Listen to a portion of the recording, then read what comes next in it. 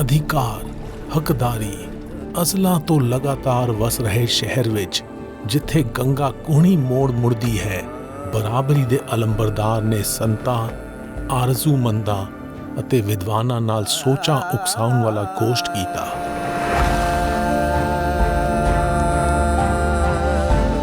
ਗੁਰੂ ਨਾਨਕ ਨਾ ਬਰਾਬਰੀ ਖਿਲਾਫ ਆਵਾਜ਼ ਬੁਲੰਦ ਕਰਦੇ ਹਨ। ਇਹ ਉਹਨਾਂ ਸੰਤਾਂ ਨੂੰ ਸਿਜਦਾ ਹੈ ਜਿਨ੍ਹਾਂ ਦਾ ਗੁਰੂ ਨਾਨਕ ਨਾਲ ਇਨਕਲਾਬੀ ਫਲਸਫਾ ਸਾਂਝਾ ਹੈ।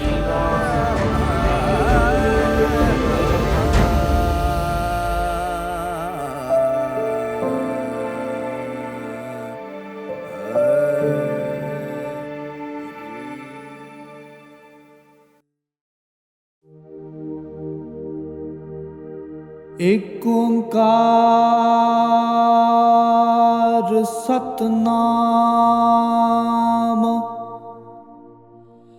ਕਰਤਾ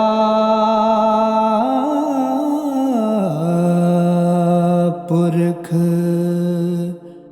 ਨਿਰਭਉ ਨਿਰਵੈਰ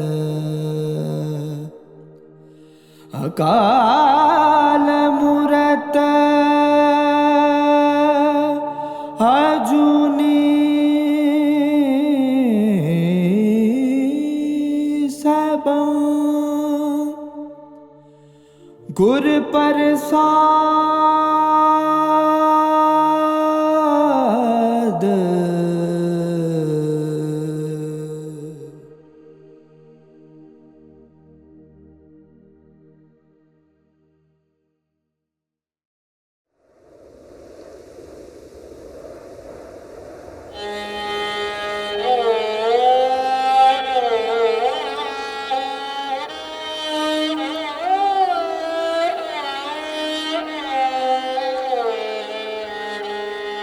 ਨਿਜ ਘਰ ਬੈਸ ਸਹਿਜ ਕਾਰ ਲਈਏ। ਗੁਰੂ ਨਾਨਕ ਕਹਿੰਦੇ ਹਨ ਕਿ ਆਪਣੀ ਸੋਚ ਦੀ ਨਿਗਾਹਬਾਨੀ ਅਤੇ ਪੜਚੋਲ ਨਾਲ ਚੇਤਨਾ ਦਾ ਸੋਮਾ ਵੱਧਦਾ ਫੁੱਲਦਾ ਹੈ। ਪ੍ਰਯਾਗਰਾਜ ਦੇ ਚੂਸੀ ਇਲਾਕੇ ਤੋਂ ਗੁਰੂ ਨਾਨਕ ਅਤੇ ਭਾਈ ਮਰਦਾਨਾ ਨੇ ਗੰਗਾ ਨਦੀ ਦੇ ਕੰਢੇ ਕੱਚੇ ਰਾਹ ਉੱਤੇ ਵਾਰਾਣਸੀ ਦਾ ਸਫ਼ਰ ਸ਼ੁਰੂ ਕੀਤਾ।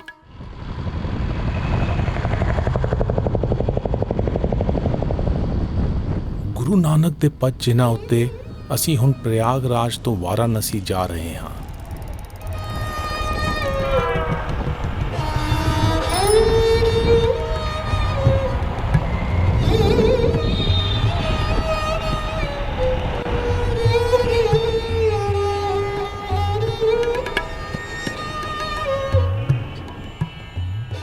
ਹਿੰਦੂ ਗ੍ਰੰਥਾਂ ਵਿੱਚ ਵਾਰਾਣਸੀ ਨੂੰ ਸਭ ਤੋਂ ਪਵਿੱਤਰ ਅਸਥਾਨ ਵਿੱਚ ਸ਼ਾਮਿਲ ਕੀਤਾ ਗਿਆ ਹੈ, ਜਿਸ ਨੂੰ ਬਨਾਰਸ ਵੀ ਕਿਹਾ ਜਾਂਦਾ ਹੈ।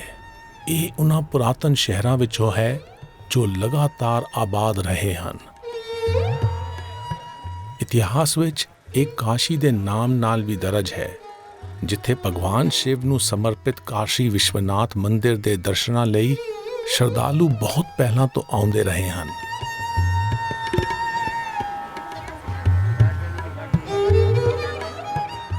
ਅਸੀਂ ਸਭ ਤੋਂ ਪਹਿਲਾਂ ਘਾਟ ਉੱਤੇ ਜਾ ਰਹੇ ਹਾਂ, ਜੋ ਗੰਗਾ ਨਦੀ ਦਾ ਕਿਨਾਰਾ ਹੈ।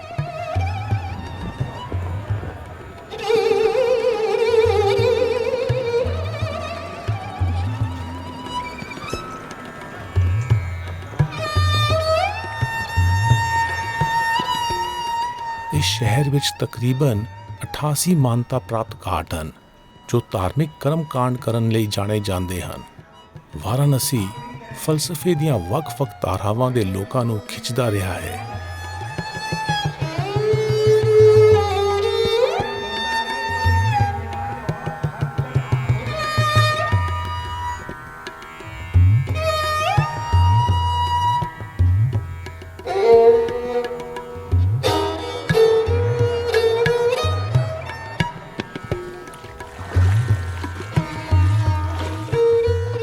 ਸੰਤਾਂ ਅਤੇ ਵਿਦਵਾਨਾਂ ਨਾਲ ਗੋਸ਼ਟ ਰਚਾਉਣ ਦੇ ਇਰਾਦੇ ਨਾਲ ਗੁਰੂ ਨਾਨਕ ਵਾਰਾਣਸੀ ਆਏ ਸਨ।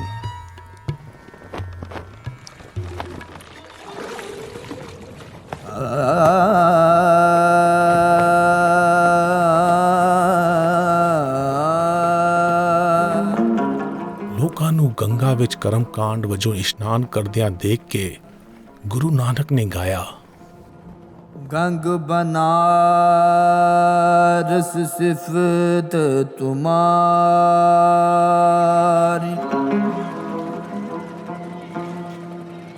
ਨਾਵੈ ਆਤਮ ਰਾਓ,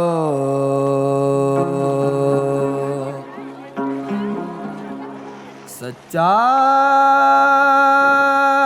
ਨਾਵਣ ਤਾਂ ਥੀਏ,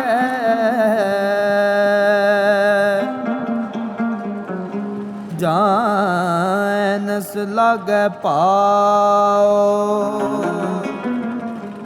ਗੁਰੂ ਨਾਨਕ ਲਈ ਤੀਰਥ ਅਸਥਾਨ ਉੱਤੇ ਬਾਹਰੀ ਸਫਾਈ ਵਾਲੇ ਕਰਮ ਕਾਂਡਾਂ ਤੋਂ ਜ਼ਿਆਦਾ ਅਹਿਮ ਆਤਮ ਚਿੰਤਨ ਸੀ।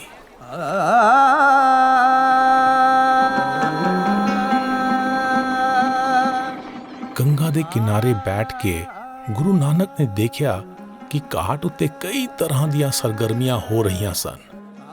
ਆਲਿਮ ਗ੍ਰੰਥ ਪੜ੍ਹ ਰਹੇ ਸਨ, ਚੇਲੇ ਉਪਦੇਸ਼ ਸੁਣ ਰਹੇ ਸਨ, ਆਰਜ਼ੂਮੰਦ ਧਿਆਨ ਧਰ ਰਹੇ ਸਨ, ਫਕੀਰ ਵਜਦ ਵਿੱਚ ਸਨ, ਅਘੋਰੀ ਮਸਾਣ ਵਿੱਚ ਬੈਠੇ ਸਨ। ਲੋਕਾਂ ਦੀ ਅਗਿਆਨਤਾ ਤੋਂ ਹੈਰਾਨ ਗੁਰੂ ਨਾਨਕ ਨੇ ਗਾਇਆ, ਦੁਬਿਧਾ ਨਾ ਪੜੋ ਹਰ ਬਿਨ ਹੋਰ ਨਾ ਪੂਜੋ,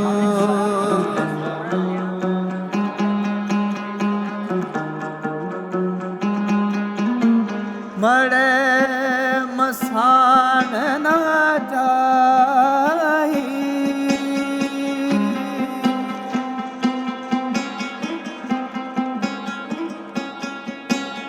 ਤ੍ਰਿਸ਼ਨਾ ਰਾਚਨਾ ਪਰ ਕਰ ਜਾਮਾ,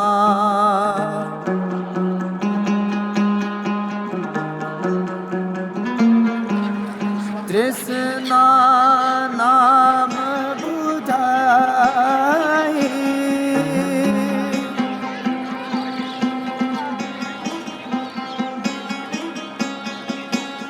ਕਰ ਭੀਤਰ ਕਰ ਗੁਰੂ ਦਿਖਾਇਆ, ਸਹਿਜ ਰਤੇ ਮਨ ਪਾਈ।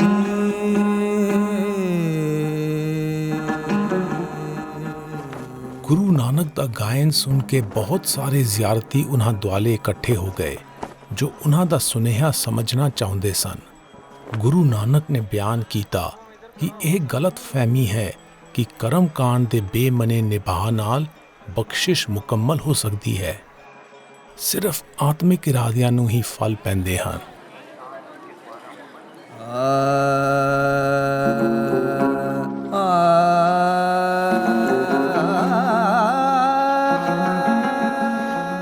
ਗੁਰੂ ਨਾਨਕ ਦੇ ਵਰਤਾਰੇ ਦਾ ਵਾਰਾਣਸੀ ਦੇ ਬ੍ਰਾਹਮਣ ਗੰਗਾ ਰਾਮ ਉੱਤੇ ਬਹੁਤ ਅਸਰ ਹੋਇਆ ਅਤੇ ਉਹ ਉਹਨਾਂ ਦੇ ਪੈਰੋਕਾਰ ਬਣ ਗਏ। ਇੱਕ ਹੋਰ ਬ੍ਰਾਹਮਣ ਚਤੁਰਦਾਸ ਨੇ ਗੁਰੂ ਨਾਨਕ ਬਾਰੇ ਸਵਾਲ ਕੀਤਾ ਕਿ ਉਹ ਕਿਸ ਤਰ੍ਹਾਂ ਦੇ ਸ਼ਰਧਾਲੂ ਹਨ ਜਿਨ੍ਹਾਂ ਦੇ ਹੱਥ ਵਿੱਚ ਤੁਲਸੀ ਦੀ ਮਾਲਾ ਨਹੀਂ ਹੈ, ਨਾ ਹੀ ਉਹਨਾਂ ਦੇ ਮੱਥੇ ਉੱਤੇ ਚੰਦਨ ਦਾ ਟਿੱਕਾ ਲੱਗਿਆ ਹੈ, ਨਾ ਹੀ ਉਹਨਾਂ ਕੋਲ ਪੂਜਣ ਵਾਲਾ ਪੱਥਰ ਸਾਲਗ੍ਰਾਮ ਹੈ। ਸਾਰੇ ਮਾਮਲੇ ਨੂੰ ਸਾਫ਼ ਕਰਨ ਲਈ ਗੁਰੂ ਨਾਨਕ ਨੇ ਇਹ ਸ਼ਬਦ ਗਾਇਆ,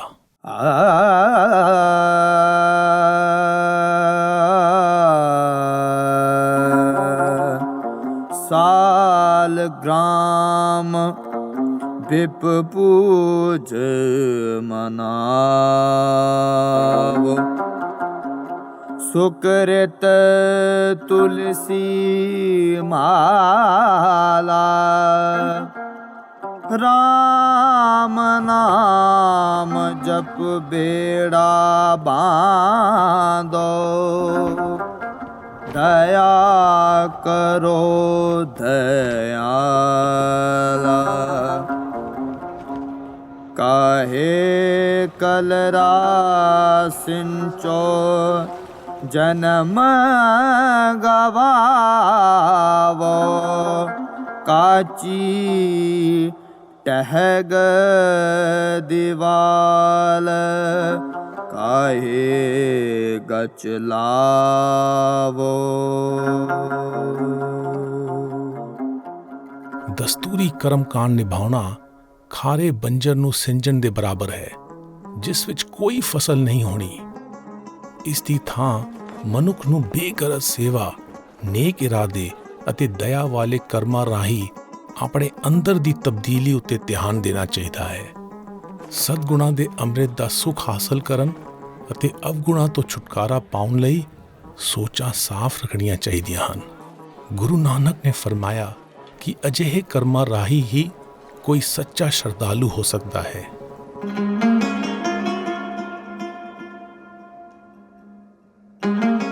ਵਿਦਵਾਨਾਂ ਨਾਲ ਗੋਸ਼ ਦੌਰਾਨ ਗੁਰੂ ਨਾਨਕ ਨੂੰ ਪੁੱਛਿਆ ਗਿਆ ਕਿ ਕੀ ਮਜ਼ਹਬੀ ਗ੍ਰੰਥਾਂ ਦੇ ਵਿਸ਼ਾਲ ਅਧਿਐਨ ਰਾਹੀਂ ਰੂਹਾਨੀ ਉਲਾਸ ਪੈਦਾ ਹੋ ਸਕਦਾ ਹੈ? ਗੁਰੂ ਨਾਨਕ ਦਾ ਜਵਾਬ ਸੀ, ਮੰਤਰਾਂ ਦੇ ਉਚਾਰਨ ਅਤੇ ਗ੍ਰੰਥਾਂ ਦੀ ਬੇਧਿਆਨੀ ਪੜ੍ਹਾਈ ਨਾਲ ਸੱਚੇ ਗਿਆਨ ਦੀ ਪ੍ਰਾਪਤੀ ਨਹੀਂ ਹੁੰਦੀ। ਇਸ ਨਾਲ ਤਾਂ ਮਨੁੱਖ ਦੀ ਹਉਮੈ ਬਲਵਾਨ ਹੁੰਦੀ ਹੈ। ਰੂਹਾਨੀ ਗ੍ਰੰਥਾਂ ਨੂੰ ਅਮਲਾਂ ਵਿੱਚ ਢਾਲ ਕੇ ਹੀ ਵਿਵੇਕ ਹਾਸਲ ਕੀਤਾ ਜਾ ਸਕਦਾ ਹੈ। ਪੜ੍ਹੀਐ ਜੇਤੇ ਬਰਸ ਬਰਸ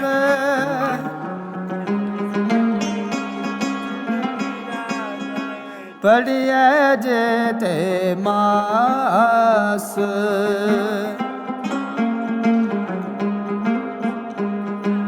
ਪੜ੍ਹੀਐ ਜੇਤੀ ਆਰਜਾ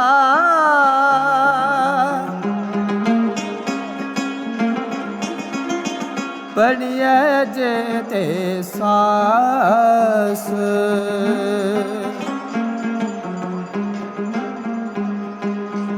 ਨਾਨਕ ਲੇਖੈ ਇੱਕ ਗੱਲ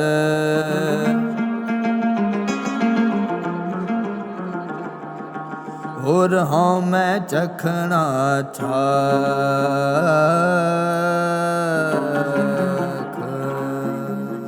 ਜਦੋਂ ਤੱਕ ਹਾਸਲ ਕੀਤਾ ਗਿਆਨ ਮਨੁੱਖ ਦੀ ਆਪਣੀ ਅਤੇ ਦੂਜਿਆਂ ਦੀ ਰੂਹਾਨੀ ਉਚਾਈ ਦਾ ਸਬਬ ਨਹੀਂ ਬਣਦਾ, ਉਦੋਂ ਤੱਕ ਇਹ ਮਹਿਜ਼ ਹੰਕਾਰ ਅਤੇ ਹਉਮੈ ਦੀ ਨੁਮਾਇਸ਼ ਲਈ ਸ਼ਬਦਾਂ ਦਾ ਅਡੰਬਰ ਹੈ। ਗੁਰੂ ਨਾਨਕ ਦੇ ਦੌਰ ਵਿੱਚ ਪੁਜਾਰੀ ਜਮਾਤ ਨੇ ਪਾਕੀਜ਼ਗੀ ਅਤੇ ਛੂਆ-ਛਾਤ ਨਾਲ ਜੁੜੇ ਕਈ ਰਸਮ ਰਿਵਾਜ ਤੈਅ ਕੀਤੇ ਹੋਏ ਸਨ।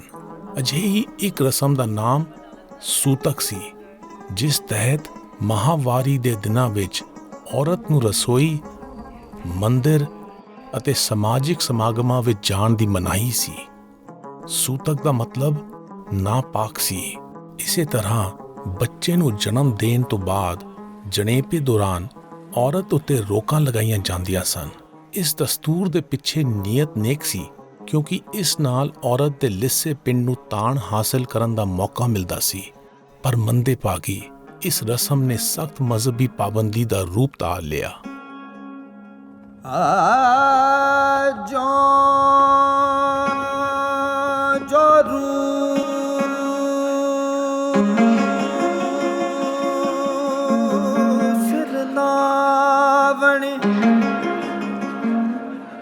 ਆਵੇ ਵਾਰੋ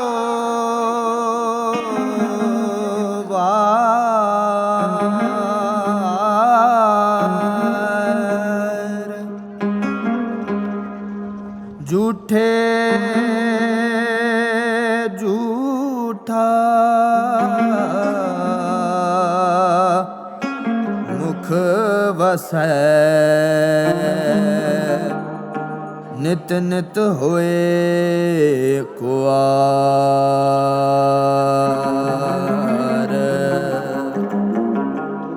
ਸੁਚੈ ਨਾ ਕੀਐ ਬਹਿੰਜ ਪਿੰਡਾ ਤੋਏ ਸੁਚੈ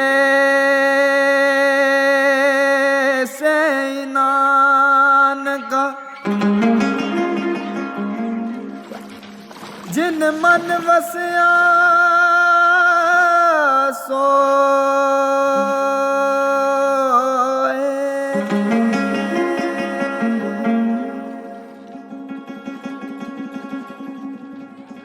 ਮਨੁੱਖਾਂ ਨੂੰ ਜਨਮ ਦੇਣ ਦੀ ਜਿਸਮਾਨੀ ਜ਼ਿੰਮੇਵਾਰੀ ਕੁਦਰਤ ਨੇ ਔਰਤ ਨੂੰ ਬਖਸ਼ੀ ਹੈ, ਜਿਸ ਤੋਂ ਬਿਨਾਂ ਮਨੁੱਖਾ ਨਸਲ ਦੀ ਕੋਈ ਹੋਂਦ ਨਹੀਂ ਹੈ। ਗੁਰੂ ਨਾਨਕ ਨੇ ਮਜ਼ਹਬ ਦੇ ਨਾਮ ਉੱਤੇ ਹੁੰਦੀਆਂ ਉਹਨਾਂ ਮਨੌਤਾਂ ਦਾ ਜ਼ੋਰਦਾਰ ਖੰਡਨ ਕੀਤਾ ਜੋ ਦੂਜਿਆਂ ਨਾਲ ਵਿਤਕਰਾ ਕਰਦੀਆਂ ਹਨ ਜਾਂ ਕਿਸੇ ਨੂੰ ਛੁਟਿਆਉਂਦੀਆਂ ਹਨ।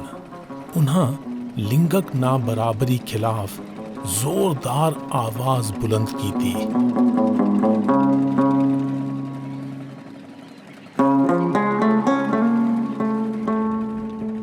ਅਸੀਂ ਹੁਣ ਵਾਰਾਣਸੀ ਵਿੱਚ ਗੰਗਾ ਦੇ ਕਿਨਾਰੇ ਪੰਚ ਗੰਗਾ ਘਾਟ ਜਾ ਰਹੇ ਹਾਂ।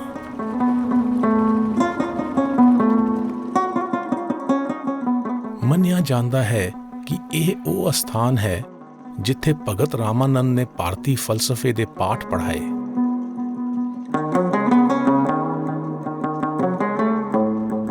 ਇੱਥੇ ਭਗਤ ਰਾਮਾਨੰਦ ਦੀ ਯਾਦ ਵਿੱਚ ਬਣਿਆ ਹੋਇਆ ਛੋਟਾ ਜਿਹਾ ਮੰਦਿਰ ਹੈ।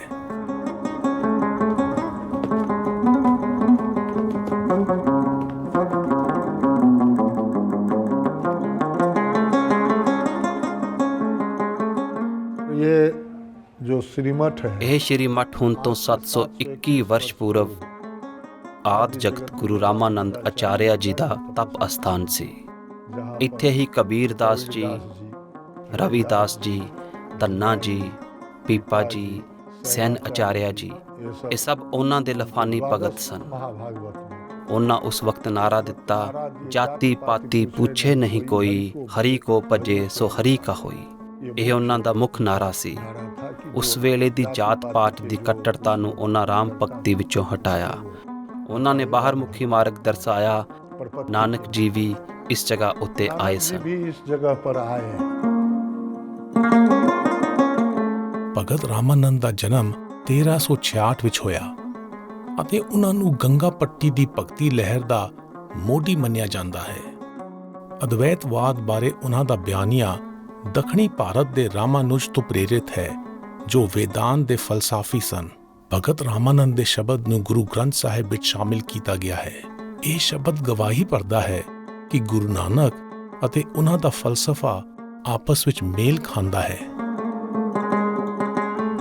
ਭਗਤ ਰਾਮਾਨੰਦ ਦੇ ਦੌਰ ਵਿੱਚ ਜਾਤੀ ਵਿਤਕਰੇ ਨੇ ਭਾਰਤੀ ਸਮਾਜ ਦੀਆਂ ਜੜ੍ਹਾਂ ਕਮਜ਼ੋਰ ਕਰ ਦਿੱਤੀਆਂ ਸਨ। ਉਹਨਾਂ ਨੇ ਨੀਵੀਂ ਜਾਤ ਅਤੇ ਮੁਸਲਮਾਨ ਤਬਕੇ ਨਾਲ ਜੁੜੇ ਲੋਕਾਂ ਨੂੰ ਆਪਣੇ ਚੇਲੇ ਬਣਾ ਕੇ ਸਮਾਜ ਦੇ ਨੇਮ ਤੋੜੇ। ਉਹਨਾਂ ਨੇ ਦੀਨਦਾਰੀ ਦੇ ਰਾਹ ਨੂੰ ਮਨੁੱਖਾ ਹਸਤੀ ਦੇ ਗਿਆਨ ਨਾਲ ਜੋੜਿਆ। ਭਗਤ ਰਾਮਾਨੰਦ ਨੇ ਤਪ ਅਤੇ ਕਰਮਕਾਂਡ ਦਾ ਖੰਡਨ ਕੀਤਾ ਅਤੇ ਇਹਨਾਂ ਨੂੰ ਬੇਮਾਇਨਾ ਕਰਾਰ ਦਿੱਤਾ। ਗੁਰੂ ਗ੍ਰੰਥ ਸਾਹਿਬ ਵਿੱਚ ਉਹਨਾਂ ਦਾ ਇੱਕ ਸ਼ਬਦ ਸ਼ਾਮਿਲ ਹੈ,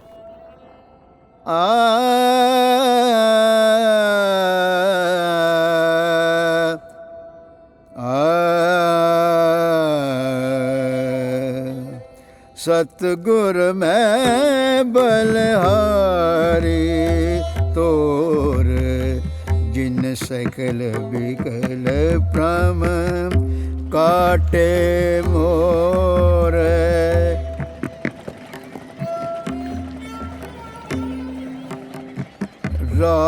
ਰਾਮਾਨੰਦ ਸੁਆਮੀ ਰਮਤ ਬ੍ਰਹਮ, ਗੁਰ ਕਾ ਸ਼ਬਦ ਕਾਟੇ ਕੋਟ ਕਰਮ।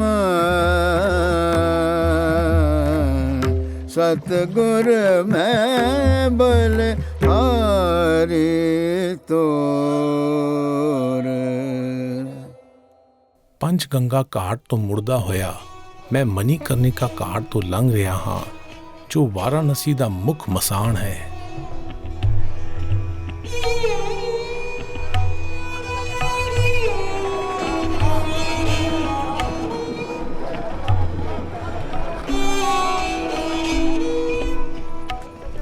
ਪੁਰਾਣੀ ਰੀਤ ਤਹਿਤ ਬਹੁਤ ਸਾਰੇ ਬਜ਼ੁਰਗ ਉਮਰ ਦੇ ਆਖਰੀ ਪੜਾਅ ਵਿੱਚ ਵਾਰਾਣਸੀ ਆ ਜਾਂਦੇ ਹਨ। ਇਹ ਮੰਨਿਆ ਜਾਂਦਾ ਹੈ ਕਿ ਇਸ ਸ਼ਹਿਰ ਵਿੱਚ ਮਰਨ ਵਾਲੇ ਨੂੰ ਜਨਮ ਮਰਨ ਦੇ ਚੱਕਰ ਤੋਂ ਮੁਕਤੀ ਮਿਲ ਜਾਂਦੀ ਹੈ।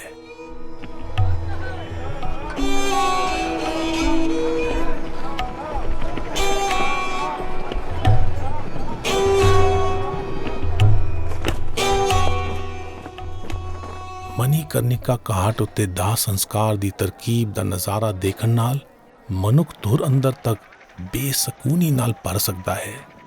ਮੇਰੇ ਅੰਦਰ ਸਵਾਲ ਘੁੰਮਦਾ ਹੈ ਕਿ ਵਾਰਾਣਸੀ ਵਿੱਚ ਮਰਨ ਨਾਲ ਬੰਦ ਖਲਾਸੀ ਦਾ ਬੂਹਾ ਖੁੱਲਦਾ ਹੈ। ਸਾਬਦ ਮਰੈ ਫਿਰ ਮਰਨ ਨ ਹੋਏ, ਬਿਨ ਮੂਏ ਕਿਉ ਪੂਰਾ ਹੋਏ। ਗੁਰੂ ਨਾਨਕ ਮੁਤਾਬਕ ਜਿਸਮ ਦੀ ਮੌਤ ਤੋਂ ਨਹੀਂ ਸਗੋਂ ਚੇਤਨਾ ਦੀ ਮੌਤ ਤੋਂ ਡਰਨਾ ਚਾਹੀਦਾ ਹੈ। ਉਹਨਾਂ ਦੇ ਸ਼ਬਦ ਸਾਨੂੰ ਆਪਣਾ ਮੂਲ ਪਛਾਣਨ ਦੇ ਰਾਹ ਉੱਤੇ ਤੁਰਨ ਦੀ ਪ੍ਰੇਰਨਾ ਦਿੰਦੇ ਹਨ।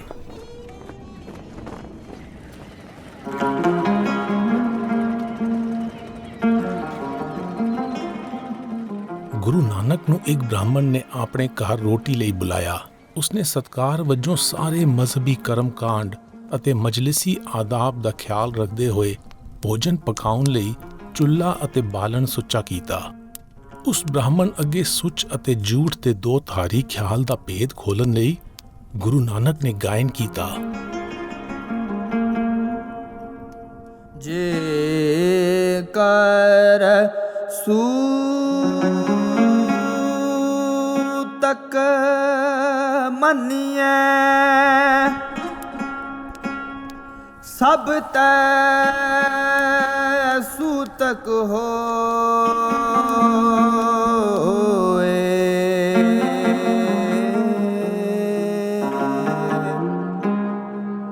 ਗੋਹੇ ਤੈ ਲਕੜੀ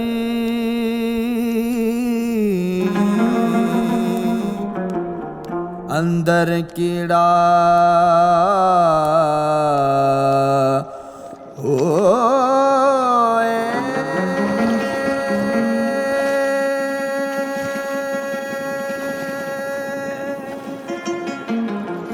ਜੇ ਮਜ਼ਹਬੀ ਕਰਮਕਾਂਡ ਨਾਲ ਜੁੜੇ ਮਜਲਿਸੀ ਆਦਾਬ ਨੂੰ ਸੁੱਚ ਅਤੇ ਝੂਠ ਦੀ ਬੁਨਿਆਦ ਮੰਨ ਲਿਆ ਜਾਵੇ ਤਾਂ ਸਮੁੱਚਾ ਜਗਤ ਪਸਾਰਾ ਨਾਪਾਕ ਹੈ। ਗੁਰੂ ਨਾਨਕ ਨੇ ਅਜਿਹਾ ਗਿਆਨ ਹਾਸਿਲ ਕਰਨ ਉੱਤੇ ਜ਼ੋਰ ਦਿੱਤਾ ਜੋ ਮਨ ਵਿੱਚੋਂ ਮੈਲ ਦੀ ਨਿਕਾਸੀ ਕਰ ਦੇਵੇ ਅਤੇ ਮਨ ਨੂੰ ਨਿਰਮਲ ਕਰ ਦੇਵੇ।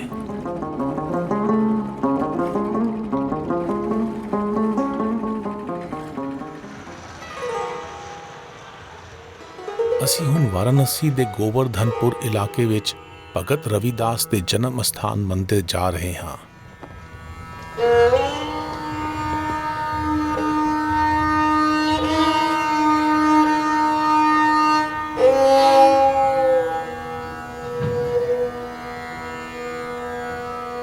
ਭਗਤ ਰਵਿਦਾਸ ਦਾ ਜਨਮ ਸੰਨ 1414 ਈਸਵੀ ਨੂੰ ਮੋਚੀ ਪਰਿਵਾਰ ਵਿੱਚ ਹੋਇਆ, ਜਿਸ ਨੂੰ ਜਾਤ ਦੀ ਦਰਜਾਬੰਦੀ ਵਿੱਚ ਅਛੂਤ ਜਾਤ ਮੰਨਿਆ ਜਾਂਦਾ ਹੈ।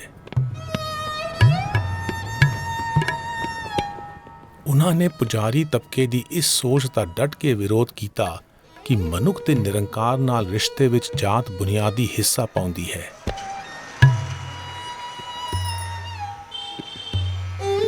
ਨਾਮ ਤੇਰੋ ਆਸਨੋ, ਨਾਮ ਤੇਰੋ ਉਰਸਾ, ਨਾਮ ਤੇਰਾ ਕੇਸਰ ले छुटकारे, नाम तेरो आरती मजन मुरारे, हरि के नाम बिना झूठे सगल पसार। आदि मेरा नाम शिव पूजन दास नाम है। बाबा रविदास जी का मंदिर में मैं रहता हूँ। इस तरह का रविदास जी का भाव था। तो ही मोही मोही तो ही अंतर कैसा, वैसी बात पर बोले कि आप में और मेरे में क्या अंतर है। आप जल तरंग है तो मैं जल तरंग का लहर हूँ। ਭਗਤ ਰਵਿਦਾਸ ਸਿਰਜਣਾ ਅਤੇ ਸਿਰਜਣਹਾਰ ਵਿੱਚ ਕੋਈ ਫਰਕ ਨਹੀਂ ਕਰਦੇ। ਉਹ ਸਮੁੱਚੀ ਮਨੁੱਖਾ ਨਸਲ ਨੂੰ ਇੱਕ ਮੰਨਦੇ ਹਨ।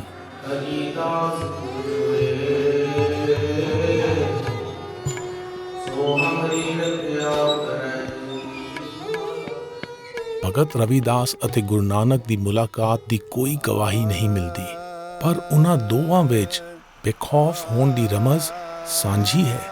ਦੋਵਾਂ ਨੇ ਨਾ ਇਨਸਾਫੀ ਖਿਲਾਫ ਜ਼ੋਰਦਾਰ ਆਵਾਜ਼ ਬੁਲੰਦ ਕੀਤੀ।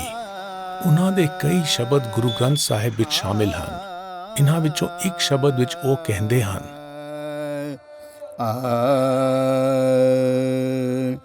ਰੇ ਚਿਤ ਚੇਤ ਚੇਤ ਅਜੇਤ ਕਾਹੇ ਨ ਬਾਲਮੀ ਕੈ ਦੇਖ ਕਿਸ ਜਾਤ ਤੇ ਕਿਹ ਪਦ ਅਮਰਿਓ ਰਾਮ ਭਗਤ ਬਿਸੇਖ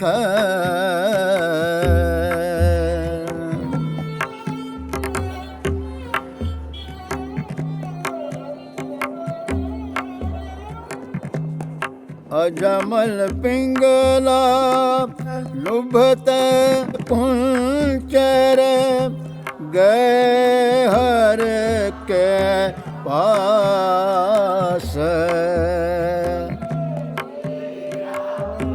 ऐसे दूर मत निस्तर तू क्यों न तरे रविदास।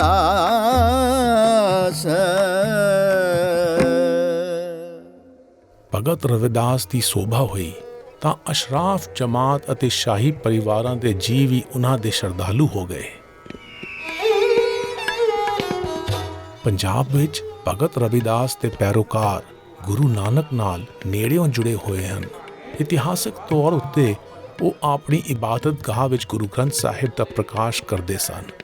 ਅਸੀਂ ਆਪਣੀ ਪੜਤਾਲ ਦੌਰਾਨ ਦੇਖਿਆ ਕਿ ਹੁਣ ਇਸ ਦਸਤੂਰ ਵਿੱਚ ਖੋਰ ਪੈਣ ਲੱਗੀ ਹੈ। ਵੱਖ-ਵੱਖ ਬਰਾਦਰੀਆਂ ਵਿੱਚ ਵੰਡੀਆਂ ਸਮਾਜ ਦੀ ਸਾਂਝੀ ਜ਼ਿੰਮੇਵਾਰੀ ਹੈ। ਮੈਂ ਸਮਝਦਾ ਹਾਂ ਕਿ ਅਸੀਂ ਗੁਰੂ ਨਾਨਕ ਅਤੇ ਭਗਤ ਰਵਿਦਾਸ ਵਾਲੇ ਵਹਿਦਤ ਦੇ ਸੁਨੇਹੇ ਦੀ ਸਹੀ ਸ਼ਨਾਖਤ ਕਰਨ ਤੋਂ ਖੁੰਝ ਗਏ ਹਾਂ, ਜਿਸ ਦਾ ਉਹਨਾਂ ਨੇ ਹਕੀਕੀ ਮੁਜ਼ਾਹਰਾ ਕੀਤਾ ਸੀ। ਗੁਰਮਤਿ ਪੂਰਾ ਜੁਗ ਜੁਗ ਸੋਈ।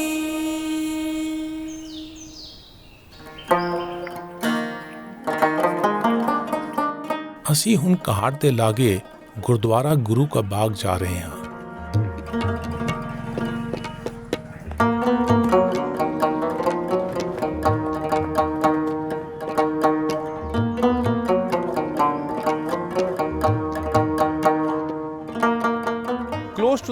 ਗੰਗਾ ਦੇ ਘਾਟ ਦੇ ਨੇੜੇ ਗੁਰਦੁਆਰਾ ਗੁਰੂ ਕਾ ਬਾਗ ਗੁਰੂ ਨਾਨਕ ਦੇ ਬਨਾਰਸ ਦੇ ਘਾਟਾਂ ਉੱਤੇ ਆਉਣ ਦੀ ਯਾਦ ਵਿੱਚ ਬਣਿਆ ਹੈ, ਜਿੱਥੇ ਉਹਨਾਂ ਨੇ ਸੰਤਾਂ ਅਤੇ ਵਿਦਵਾਨਾਂ ਨਾਲ ਗੋਸ਼ਟ ਰਚਾਇਆ।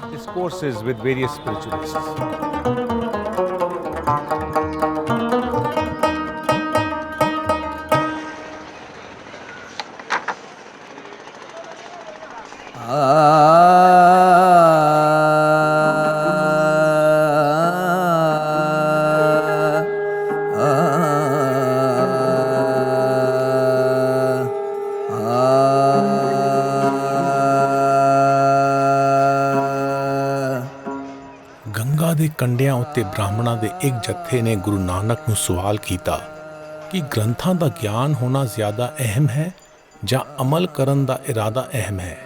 ਜਵਾਬ ਵਿੱਚ ਗੁਰੂ ਨਾਨਕ ਨੇ ਗਾਇਆ,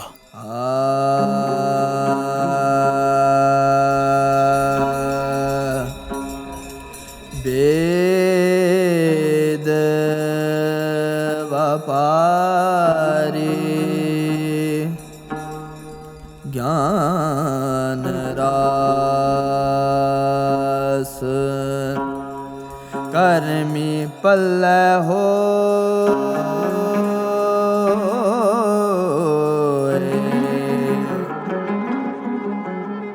ਨਾਨਕ ਰਾਸੀ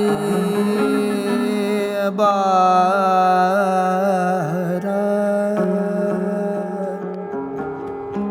ਲਦਨਾ ਚਲਿਆ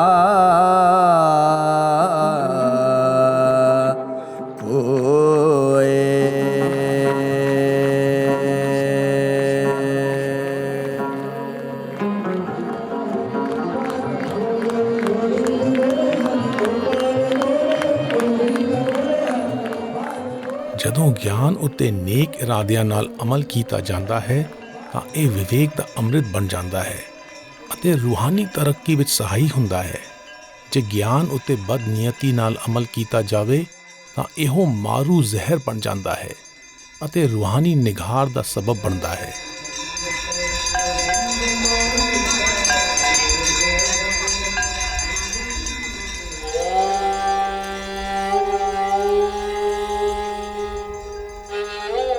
ਵਾਰਾਣਸੀ ਵਿੱਚ ਵਨ ਸਮੰਨੇ ਪਿਛੋਕੜ ਵਾਲੇ ਲੋਕਾਂ ਨਾਲ ਵਿਚਰਦਿਆਂ ਮੇਰੀ ਸੋਚ ਉਸ ਮੱਛੀ ਵਾਂਗ ਹੈ ਜੋ ਨਦੀ ਦੇ ਫੈਲਾਅ ਤੋਂ ਬਾਹਰਲੇ ਪਸਾਰੇ ਦੀ ਥਾਂ ਪਾਉਣ ਦਾ ਉਪਰਾਲਾ ਕਰਦੀ ਹੈ। ਤੂੰ ਦਰਿਆਓ ਦਾ ਨਾ ਬੀਨਾ, ਮੈਂ ਮਛਲੀ ਕੈਸੇ ਅੰਤ ਲਹਾ। ਜੈ ਜੈ ਦੇਖਾ ਤੇ ਤू है, तुझ ते निकसी फूट मरा।